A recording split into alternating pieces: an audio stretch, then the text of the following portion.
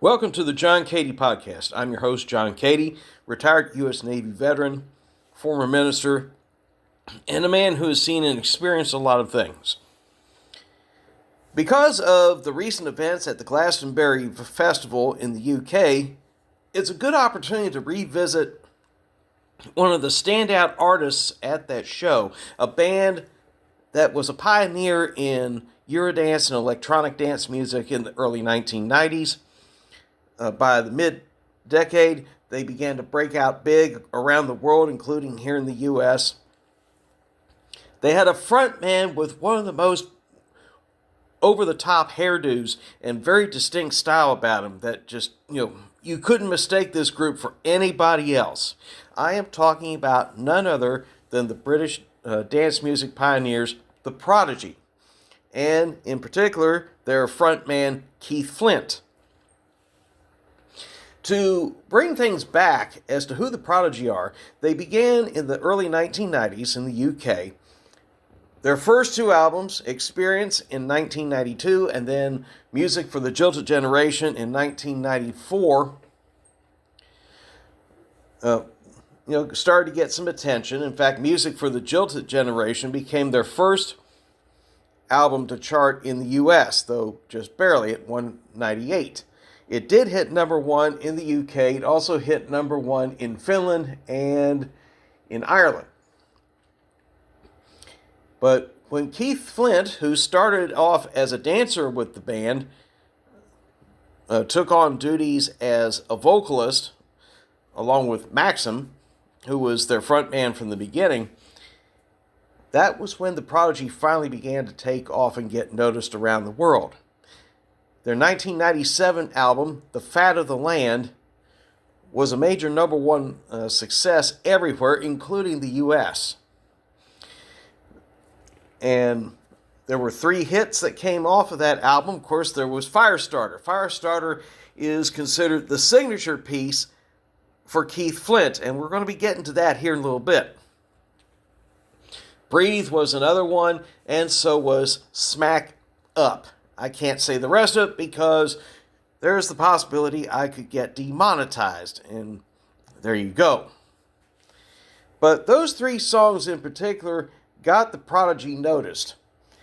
And when I was deployed in the Navy in 1998, they were still riding that wave of success, and you heard their music just about everywhere, and I'm like, whoa, these guys are wild. They really know, they could really put on a show. This also even, I heard some of their music in rave clubs over in France when we were in Marseille. Keith Flint had that very distinct presence about him with his haircut, and looked like either wings or horns on the side in different colors. He had one of the most unusual but yet very captivating looks of any frontman that you had in those days. Now, after Fat of the Land, they continued to have modest success here in the U.S. as well as everywhere else. In the UK, they were icons. Here, the Prodigy were fair to middling, always outnumbered, never outgunned. Would hit number one in the UK, hit number 62 here in the US. Invaders Must Die hit number one in the UK as well, and it hit number 58 on the US album charts.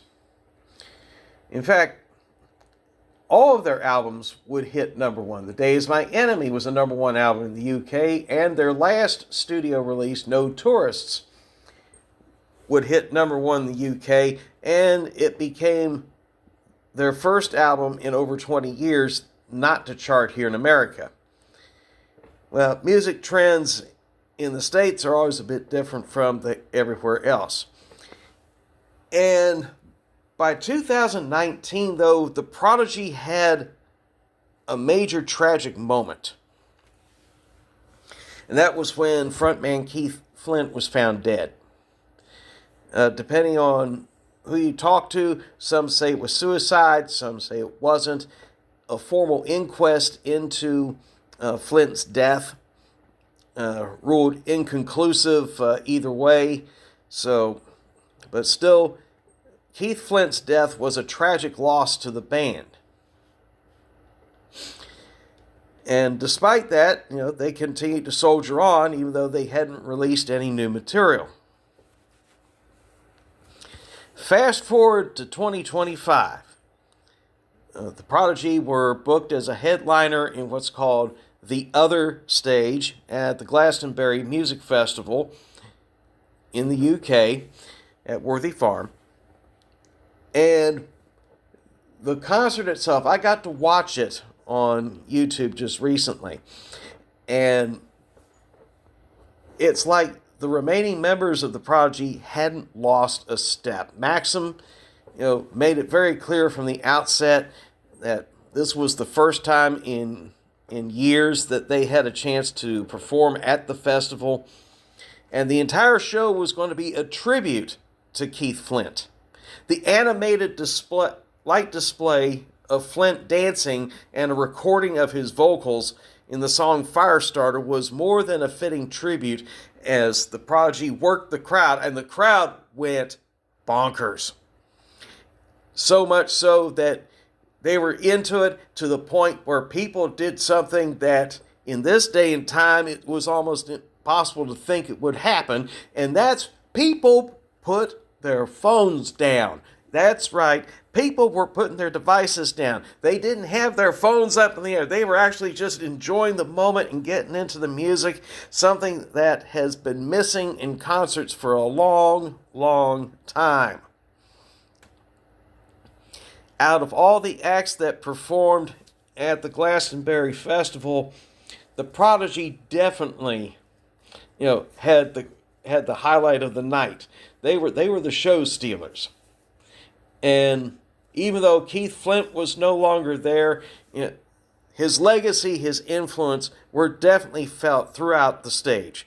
From the band to the fans and anybody who watched.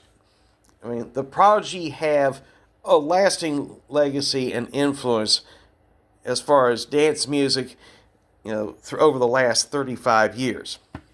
This begs the question then, would the Prodigy be considered for a spot in the Rock and Roll Hall of Fame? Well, that's an interesting question. Because despite their success, the Prodigy were a much more prominent presence and influence outside the United States as opposed to within our borders. Yes, they did have a top 40 hit. They had several songs that were hits on the dance charts. But aside from that, they were better known across Europe and other parts of the world. Still, if their name was up for a vote, I would certainly give them a vote, for the Hall of Fame. Because, in my opinion, and the way they still work the crowd and can put out good material after all these years, the Prodigy definitely deserve it. That they have earned it.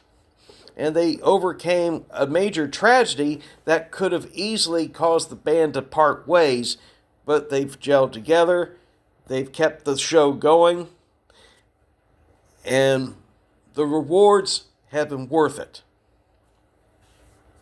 So I hope you all enjoyed this little insight about how I felt about the Prodigy show at the Glastonbury Festival. It was a great performance. I recommend you watch it. This is John Cady. As always, hit the like and subscribe buttons to stay abreast of more content like this. And I'll catch you on the next one.